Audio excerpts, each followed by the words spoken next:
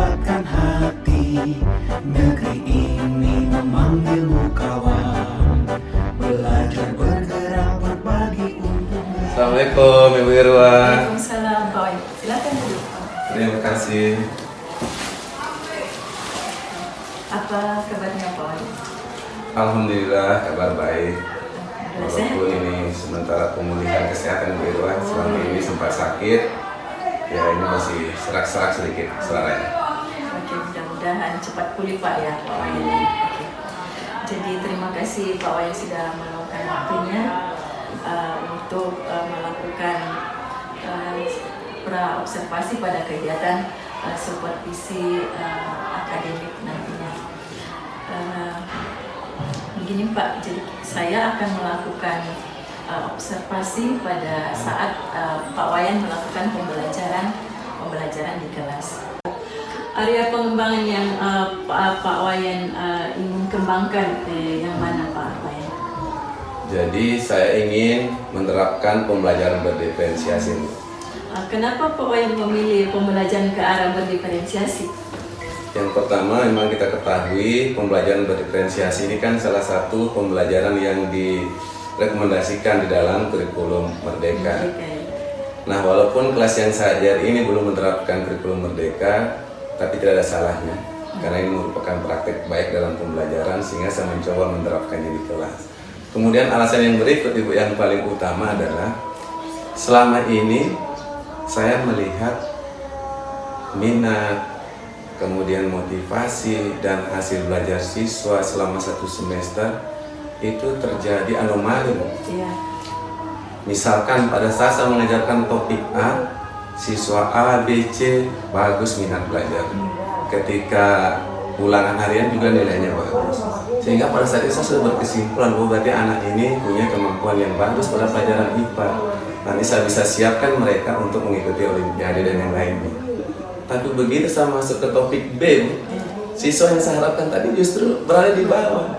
Yang lainnya lagi yang motivasinya meningkat, kemudian minatnya meningkat, hasil belajarnya juga meningkat. Yang tadinya meningkat di awal malah turun, Bu. Dan sehingga saya jadi berpikir, mungkin karena selama ini ketika saya mengajarkan satu topik, saya fokus pada satu media. Misalkan topik A, kalau bicara tentang makhluk hidup, saya mengajarnya medianya lingkungan saja dan keluar. Kemudian kalau materinya materi-materi yang abstrak, untuk mengkonkretkan itu saya bantu dengan media PowerPoint. Atau kalau yang memerlukan praktek, saya hanya praktek di lab. Sehingga dari situ kemungkinan ini pada saat praktek di lab, anak-anak tertentu saja yang menyukai itu, yang lain tidak. Begitu juga kalau saya tampilkan PowerPoint, mungkin yang gaya belajarnya apa Ibu? Visualnya. Nah, hanya itu yang fokus, yang menyukai, sehingga hasil belajarnya dia bagus. Begitu juga yang lainnya. Nah, sehingga dari refleksi yang saya lakukan itu, saya mencoba sepertinya kebutuhan siswa ini kan berbeda-beda. Bagaimana saya bisa mengajarkan dalam satu topik mampu mengakomodasi kebutuhan mereka, sehingga saya tertariklah dengan pembelajaran berdiferensiasi itu.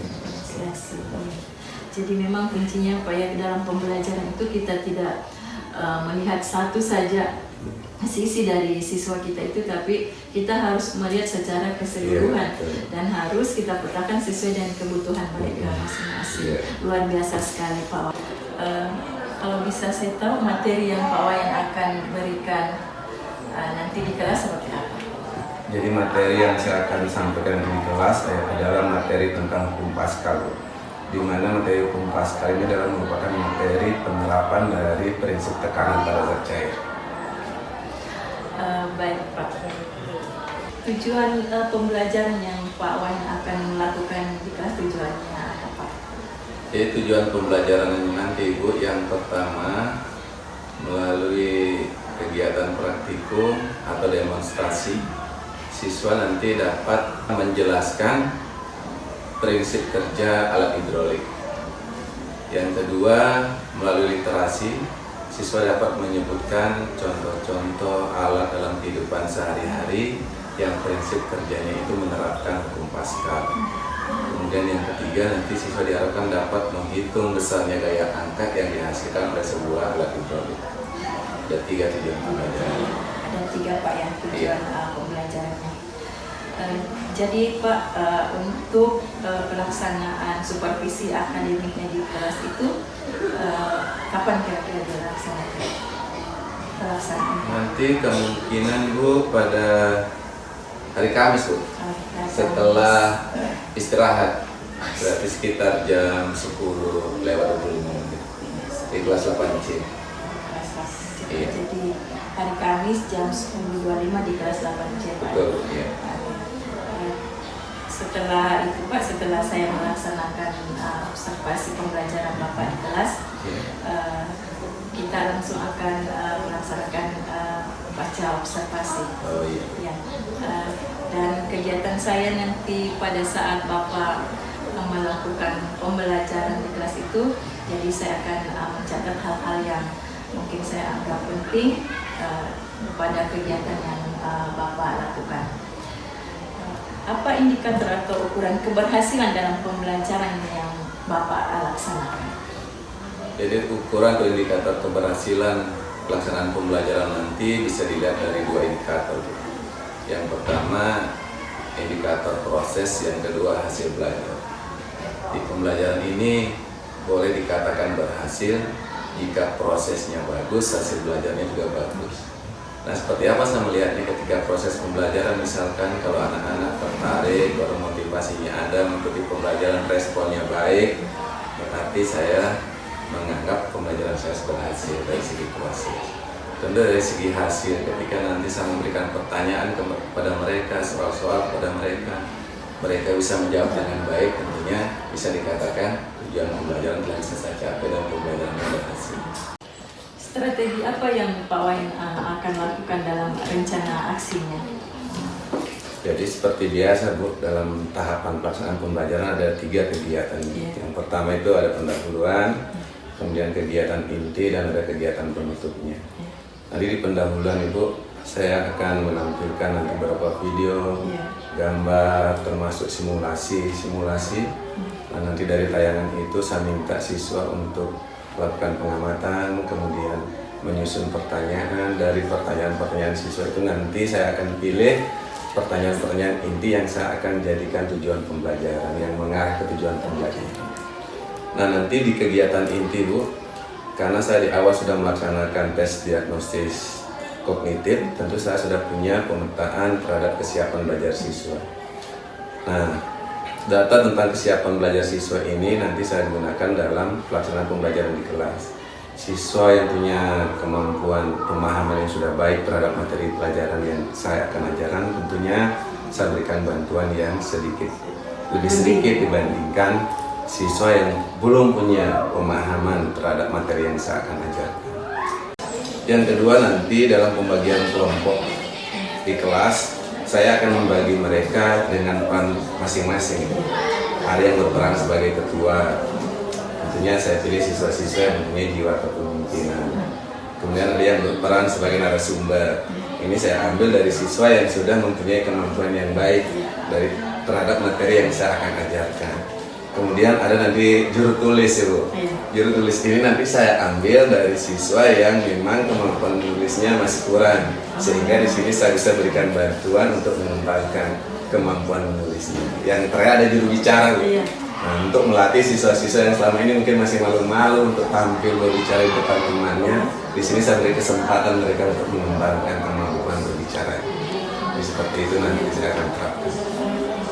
Bagus sekali rencana Pak Wayan yang sudah tetapkan tadi, di mana memetakan siswa-siswa dari kebutuhannya, membagi mereka dalam kelompok dengan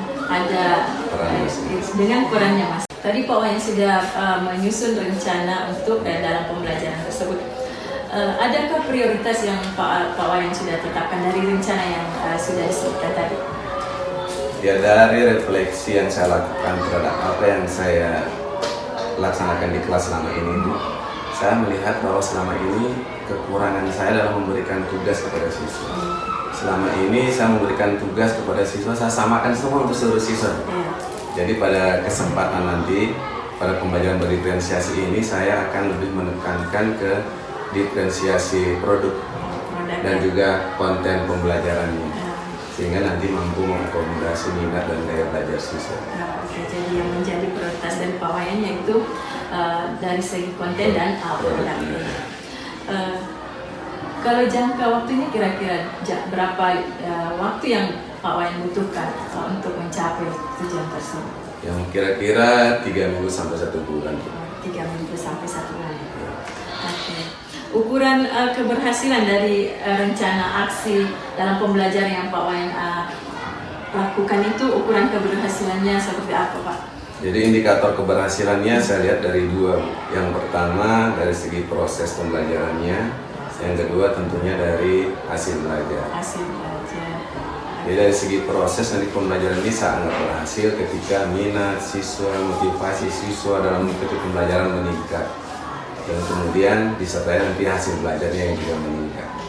Jadi dari segi proses dan hasilnya Pak ya dilihat untuk mencapai keberhasilan tersebut.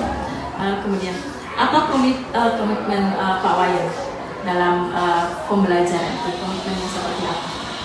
Jadi tentu saya mulai saat ini Bu, saya meluangkan lebih banyak waktu saya, baik dari segi merencanakan pembelajaran, menyusun RPP-nya, kemudian menyiapkan media pembelajarannya, alat tambahan untuk praktek nanti, termasuk LKPD yang saya akan gunakan nanti pada proses pembelajaran di kelas. Proses pembelajaran.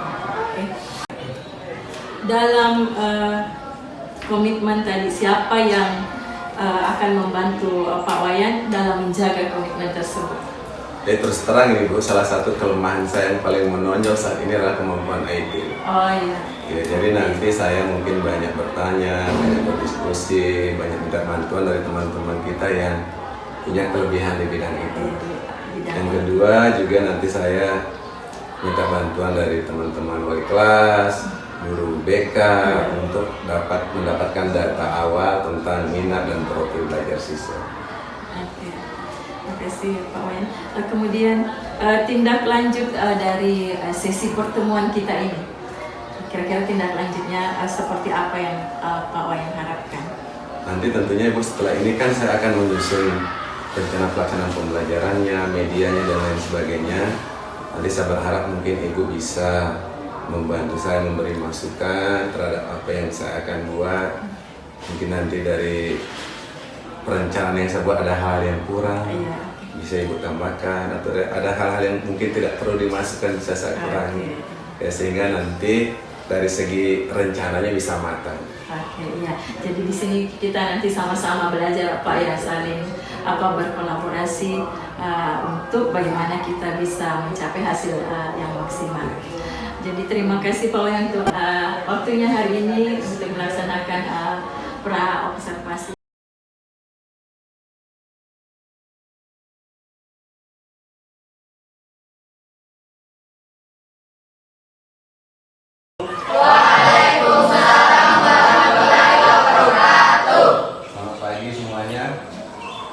Bagaimana kabarnya hari ini?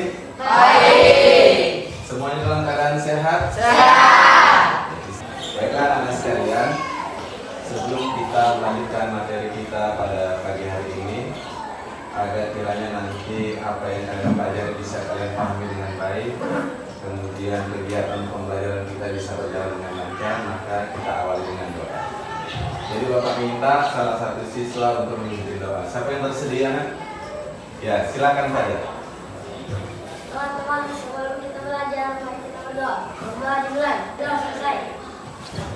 Oke, terima kasih Fajar atas kesediaannya telah memandu doa pada pagi hari ini. Anak-anak sekalian, sebelum Bapak lanjut materi pelajaran, Bapak akan mengecek kehadiran kalian dulu. Ketua kelasnya? Yes, kan? Siapa teman yang tidak hadir? Hadir. Kenapa dia lanjut? Sakit. Terus? Muhammad Rasik. Muhammad Ridho. Kenapa Muhammad Ridho? Tanpa keterangan. Ya, 3 orang ya. Tangan lurus di samping. Tutup mata. Tutup matanya. Pusatkan pikiran ke satu titik. Ikuti apa-apa dari Bapak. Tarik napas yang dalam. Tarik. Tahan. Konsentrasi, pusatkan pikiran. Lepas secara perlahan, lepaskan. Kemudian tarik dalam-dalam lagi. Tarik yang dalam. Tahan. Konsentrasi, kosongkan pikiran. Hembuskan perlahan. Satu kali lagi, tarik napas yang dalam. Tahan napas. Hembuskan secara perlahan. Bagaimana? Bisa lebih tenang? Tenang. Oke, sekarang silakan duduk.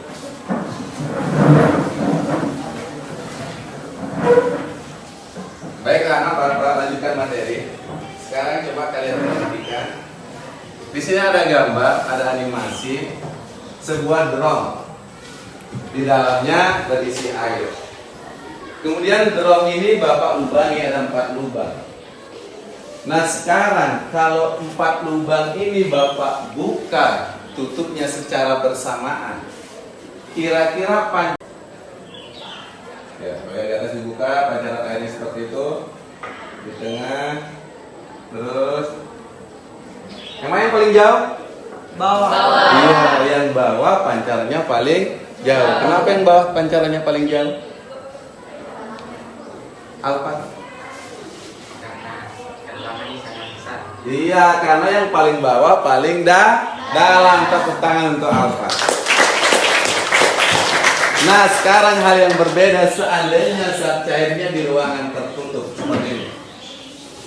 Kalau kamu waktu kecil mungkin pernah bikin mainan suntik-suntikan dari bambu, kemudian di dalamnya diisi air, kemudian diberi lubang. Sudah? Ini posisinya tertutup. Ada piston di sini yang kita akan tekan. Kalau di alat tadi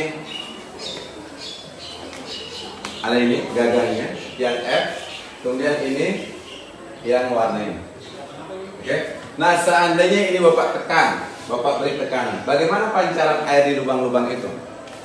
Apakah seperti gambar yang pertama tadi berbeda jauhnya pancaran atau sama? Sama. Yakin? Sudah pernah coba? Oh, sudah pernah coba. Oke. Anak-anak sekalian, pada pelajaran sebelumnya kita sudah belajar tentang tekanan pada zat cair. Betul? Betul. Masih ingat materinya? Masih. Sekarang coba kalian perhatikan. Bapak punya pertanyaan. Nanti yang bisa menjawab tolong angkat tangan. Bapak punya 2 ekor ikan. Bapak lepas di kolam. Satu kolam ya, satu kolam ada 2 ekor ikan. Anggaplah ikan A dan ikan B.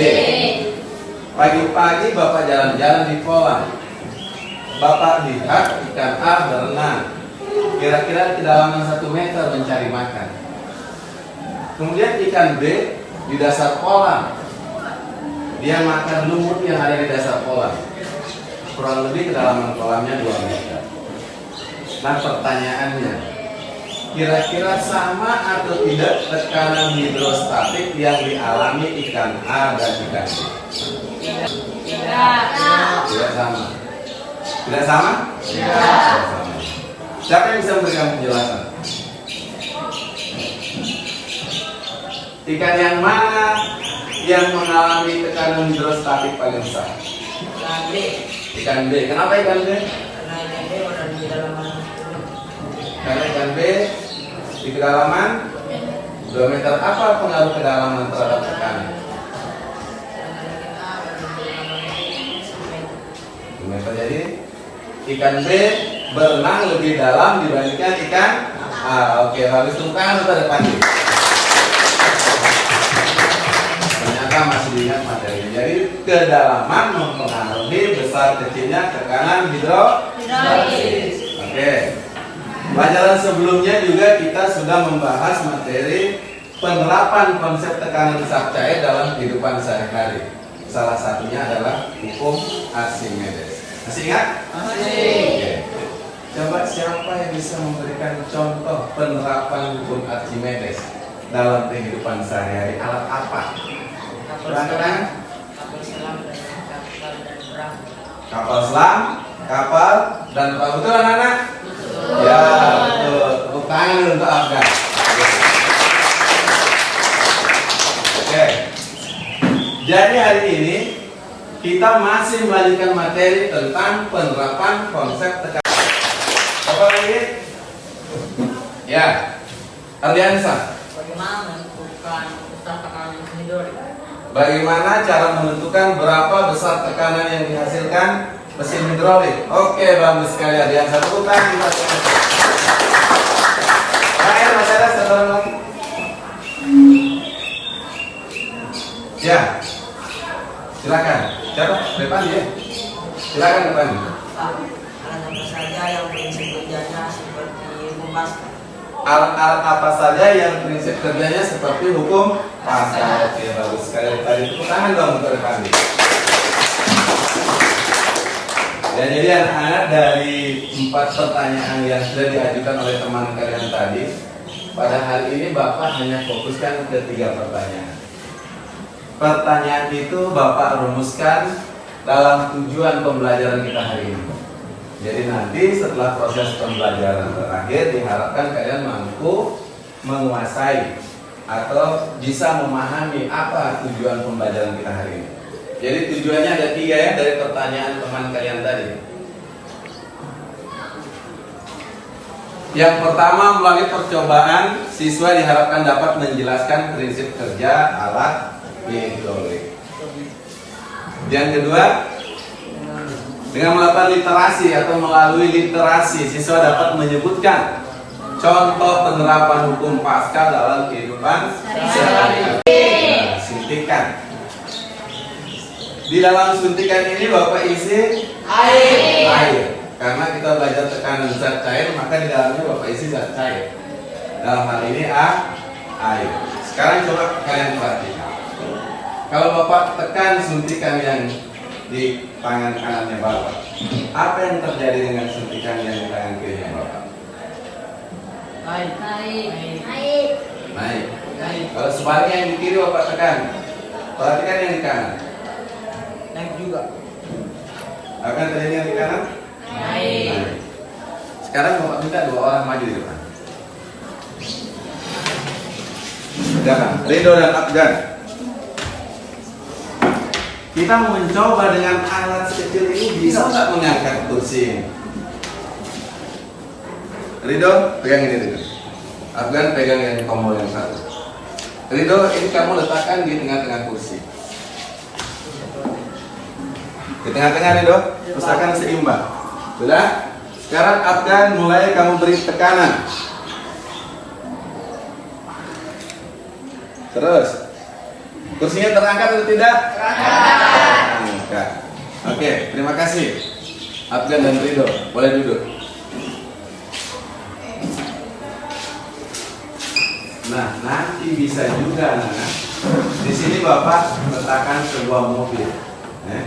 Kemudian Bapak ingin mengangkat mobil-mobilan ini sehari. Jadi materinya tekanan zat cair, dalam hal ini adalah hukum Pascal. Oke anak-anak, sebelum kita lanjut, Bapak ingin kalian menyimak, memperhatikan video yang Bapak tayangkan berikut. Silakan perhatikan dengan baik.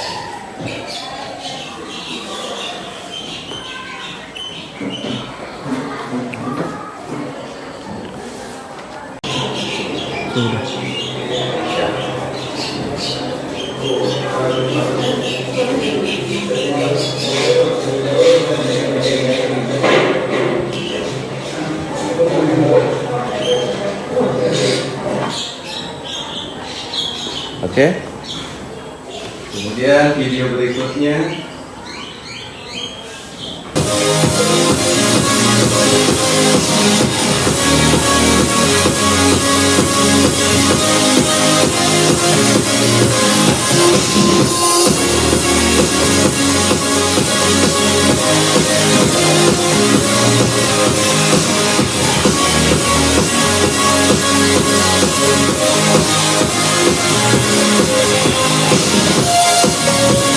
Thank you.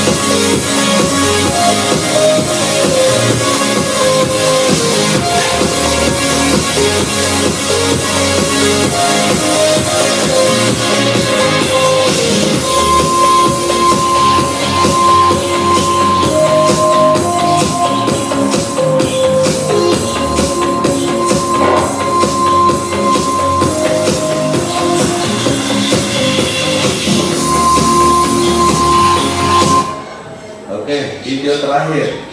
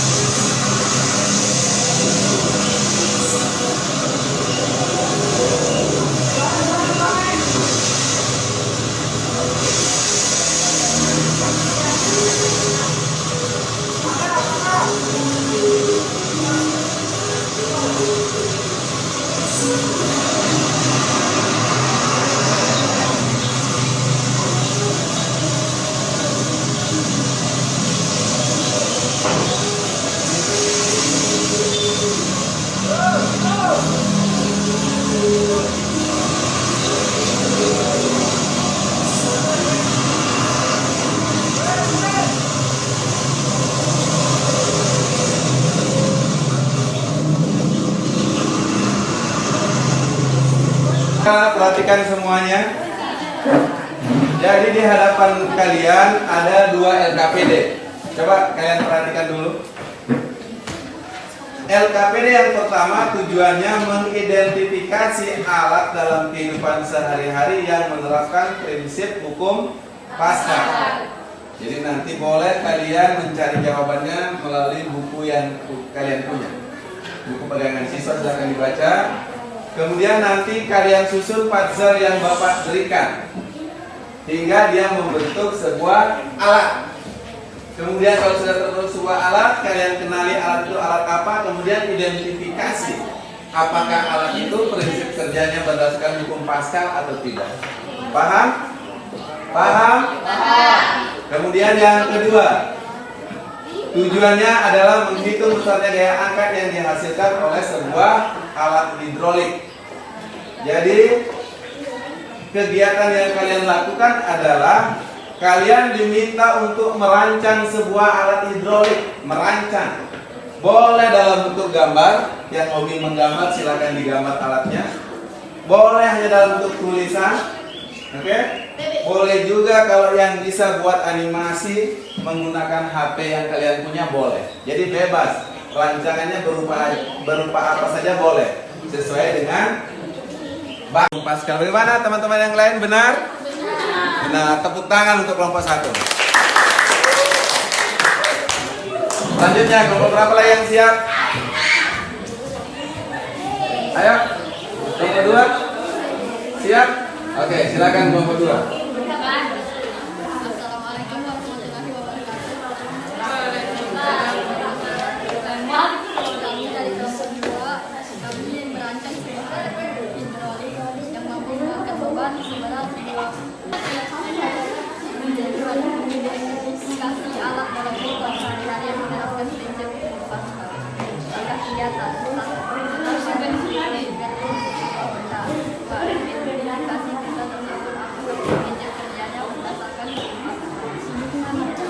Jadi, alat apa itu? Rem cakram. Prinsip kerjanya berdasarkan hukum Pascal atau bukan? Pasal. Ya? Pasal. Hukum Pascal? Iya. Bagaimana yang lain? Ada yang menanggapi kelompok lain? Perlihatkan gambarnya ke kelompok lain. Rem cakram. Oke, berikut terakhir. Kelompok 4. Fajar. Kami dari kelompok 3 akan memperlihatkan puzzle yang telah kami susun. Ini Yang adalah lain kalau gambar perhatikan. mesin pres, hidrolik, dan cara kerjanya menggunakan hukum Pascal. Alat apa itu? Alat mesin pres hidrolik. Ya, mesin pres hidrolik. Dari namanya sudah kelihatan kan, mesin pres hidrolik. Pasti prinsip kerjanya berdasarkan hukum Pascal. Tepuk tangan untuk kelompok 4. Ada dua bukan? Ini yang pasangnya ya. Ini dua Pak, ini dua. Ya. Ini. Iya. Ya, ini yang merancang alat. Ini udah makalah di sini.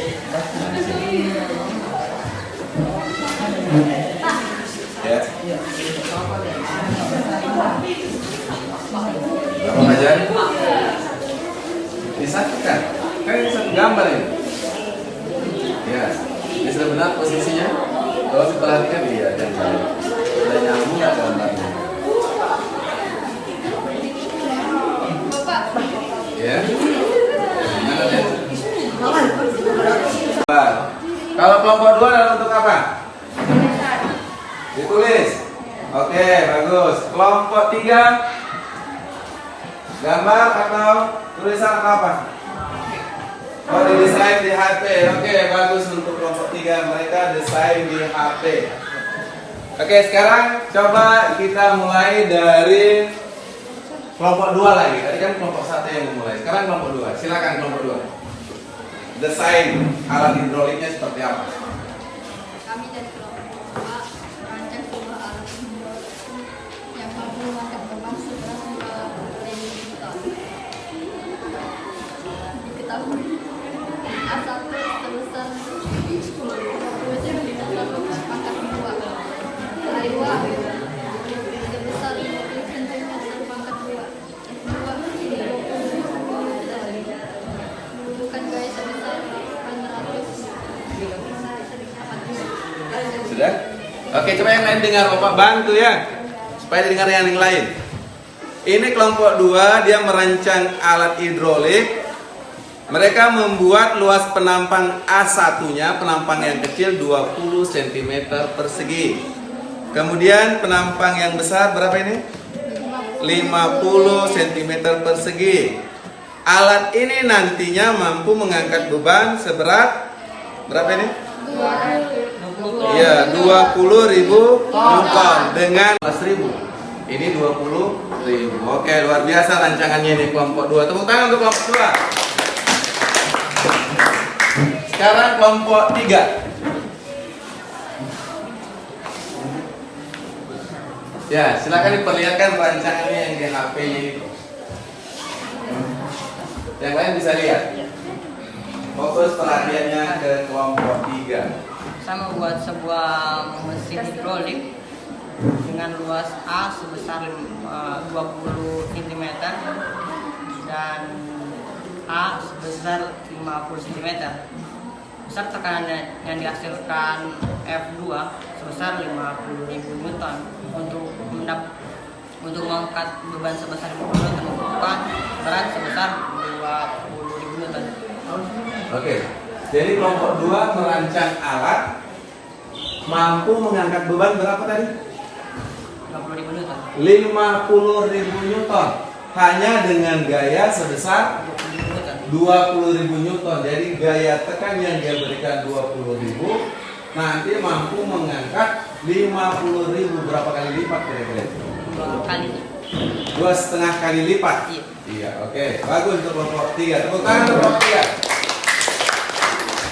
Yang terakhir kelompok 4. Silakan kelompok 4.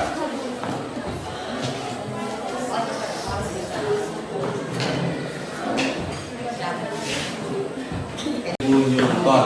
Ada yang tahu berapa kali lipat itu? 600. Kemampuan mengangkatnya 20.000. 3 kali lipat? Iya? Iya, 3 kali lipat lebih kemampuan mengangkatnya. Oke, bagus untuk kelompok 4. Tepuk tangan untuk kelompok 4. Ya, baik anak-anak, dari apa yang kalian sudah presentasikan, semua hasil kerja kelompok sudah cukup bagus. Sekarang kita masuk ke penutup. Kita akan menyimpulkan hasil dari kegiatan pembelajaran yang telah kita lakukan. Tentunya kesimpulan itu didasarkan pada tujuan yang sudah kita tetapkan. Tadi ada 3 tujuannya. Silakan dilihat di layar di depan. Ada 3 tujuan pembelajaran yang kita telah tetapkan bersama. Nah sekarang, siapa yang bisa menyimpulkan tujuan berdasarkan ujian yang pertama? Siswa dapat menyebutkan penerapan hukum Paskal dalam kehidupan sehari-hari. Siapa yang bisa menyebutkan penerapan hukum Paskal dalam kehidupan sehari-hari? Coba. Afgan? Ekskavator. Oke, tepuk tangan untuk Afgan. Lagi apa lagi selain ekskavator? Apa? Iya, dongkrak hidrolik. Bagus, Mediva. Tepuk tangan untuk Mediva. Lagi, satu orang lagi. Ada di gambarnya tadi. Rem hidrolik. Nanti masih banyak yang lainnya yang bisa kalian cari di rumah ya. Boleh cari di internet. Kemudian yang terakhir, bagaimana cara menentukan gaya angkat yang dihasilkan oleh sebuah dongkrak hidrolik? Bagaimana rumusnya? Ada yang tahu? Untuk menghitung atau menentukan gaya angkat yang dihasilkan oleh sebuah mesin hidrolik. Ya, siapa? Ayo, siapa yang bisa? Repandi, coba Repandi.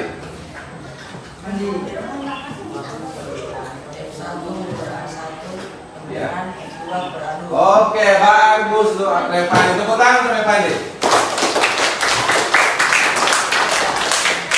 Jadi untuk menentukan salah satu besaran pada dongkrak hidrolik, baik itu menghitung F1-nya, F2-nya, A1-nya atau A2, kita dapat menentukan dengan rumus F1 per A1 sama dengan F2 per A2. Baiklah anak-anak, untuk hari ini kita cukupkan pertemuan kita sampai di sini. Harapan Bapak, apa yang sudah kita pelajari hari ini, tolong di rumah dibaca-baca kembali, diperdalam lagi, diperkaya, diperluas, sehingga wawasan kalian menjadi lebih luas daripada apa yang sudah kita bahas hari ini. Karena waktu kita sangat singkat, jadi tidak mungkin kita bisa membahas seluas-luasnya. Jadi nanti kalian bisa pelajari sendiri di rumah. Oke? Oke, jadi terima kasih atas segala perhatiannya. Bapak akhiri. Assalamualaikum warahmatullahi wabarakatuh dan selamat siang. Waalaikumsalam warahmatullahi wabarakatuh.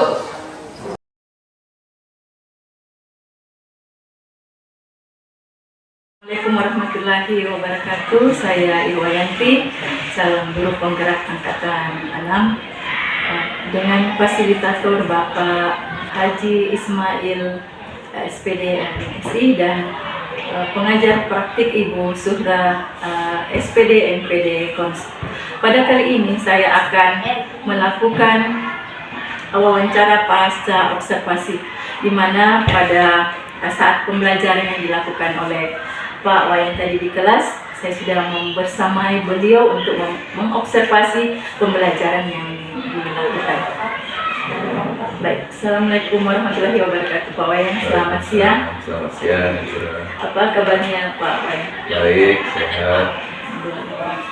Jadi begini Pak Wayan, kali ini kita sudah masuk pada tahap untuk pasca observasi setelah saya tadi membersamai Pak Wayan dalam pembelajaran di kelas. Baik. Ada beberapa hal yang ingin saya tanyakan kepada Pak Wayan setelah melakukan observasi tadi. Jadi pertama adalah tujuan kita melakukan refleksi ini untuk melihat tingkat keberhasilan dan apa yang akan diperbaiki pada proses pembelajaran yang Pak Wayan telah lakukan.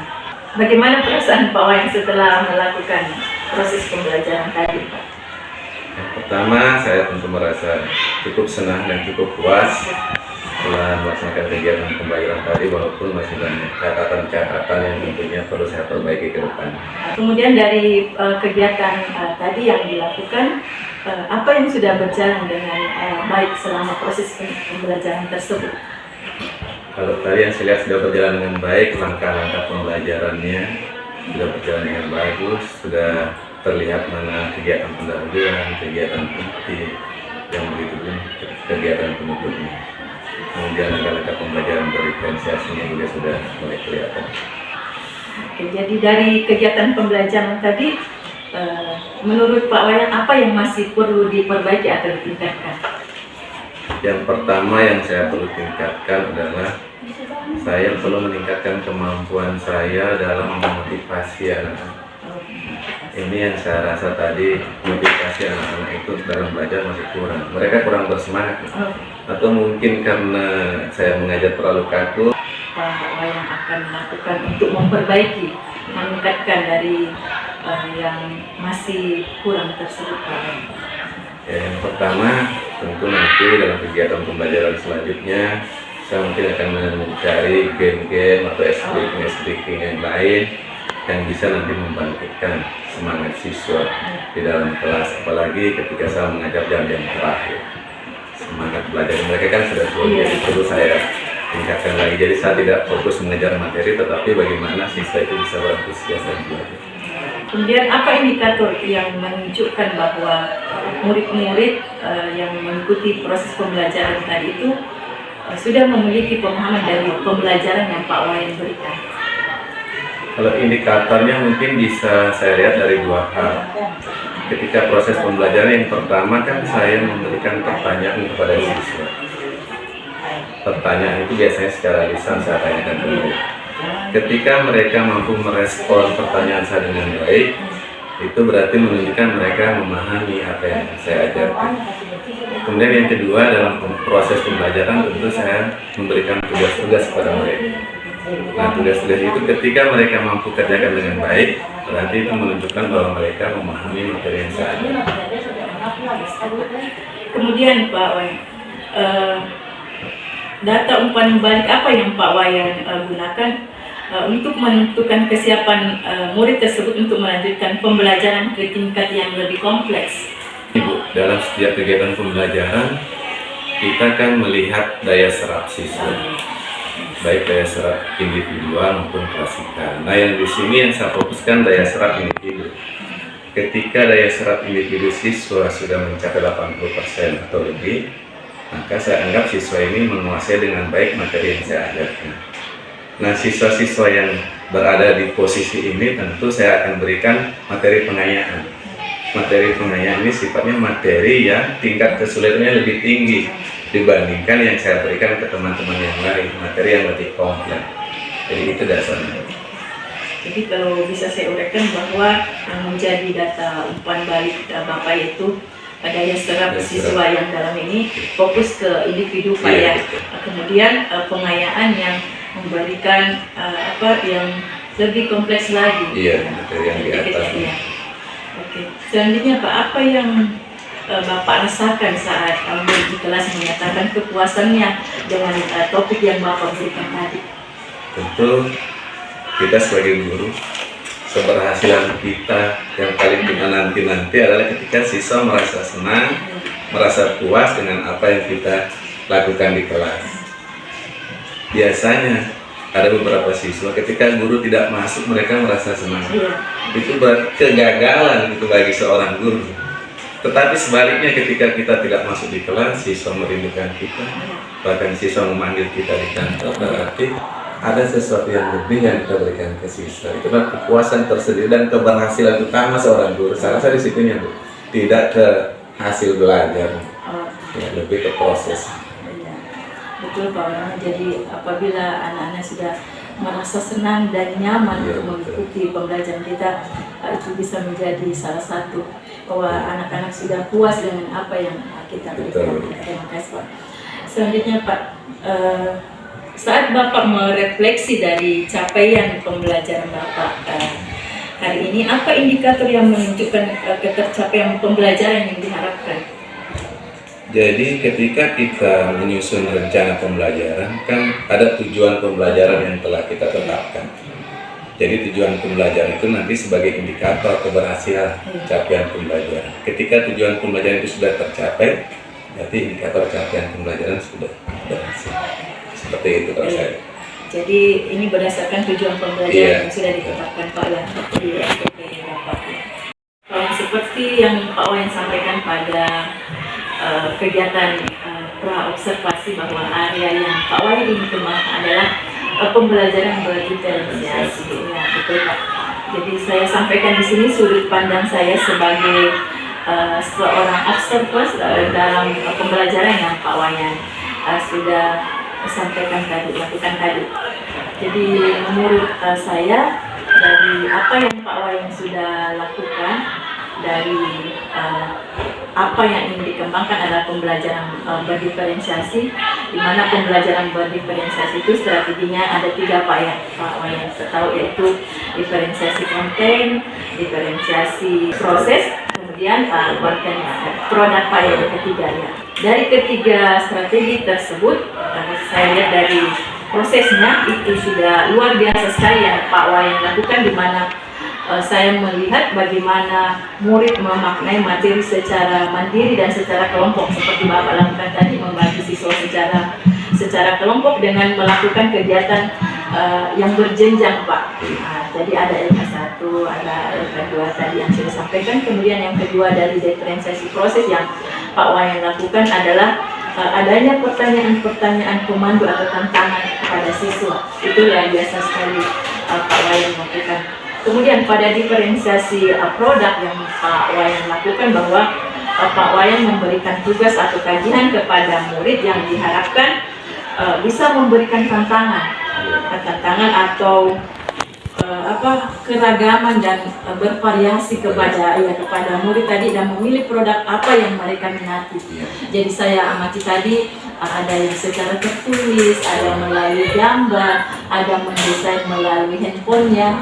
Jadi itu luar biasa. Jadi Pak Wayan sebenarnya sudah melakukan pembelajaran berdiferensiasi, dan memang mungkin yang menjadi kendala sesuai yang Pak Wayan sampaikan, bahwa kendalanya ada di diferensiasi konten, di mana di situ harus melihat kesiapan siswa atau murid itu dari belajar, dari segi minatnya, dari gaya belajarnya, dari semua karakteristik yang dimiliki oleh siswa tersebut. Jadi seperti yang disampaikan oleh Pak Wayan, tetapi sudah tahu apa solusinya yang akan kita laksanakan ke depannya, bahwa perlu kolaborasi dengan guru BK. Kemudian Pak, dari percakapan kita ini, apa yang Pak Wayan ingin dapatkan dari percakapan kita lakukan ini? Itu yang pertama, dari percakapan kita saya dapat banyak masukan dari Ibu tentang kelemahan saya yang perlu saya perbaiki, demikian juga kekuatan yang saya miliki.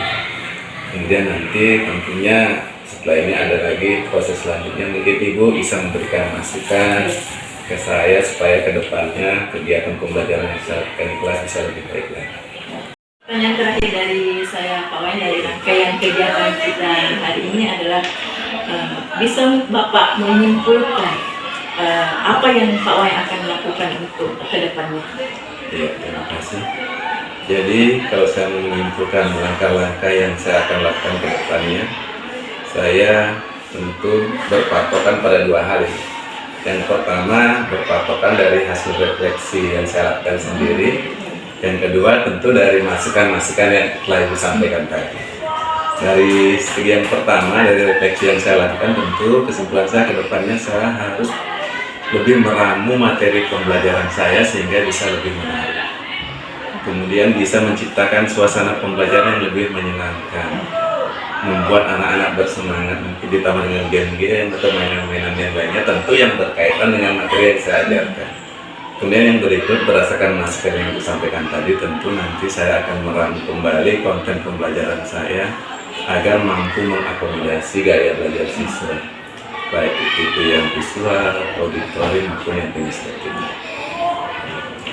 Terima kasih Pak Wayan atas kesediaan waktunya selama ini, mulai dari pra-observasi, dari kegiatan observasi dan pasca observasi, dan saya apresiasi Bapak luar biasa Pak. Terima kasih Bu atas motivasi. Terima kasih kembali Pak Wayan, terima kasih kepada pengajar praktik Ibu Suga atas kerjaannya membersamai kami di kegiatan pasca observasi ini. Demikian Demikianlah kegiatan pasca observasi yang saya lakukan hari ini. Sekian, wabillahi taufiq wal hidayah. Assalamualaikum warahmatullahi wabarakatuh.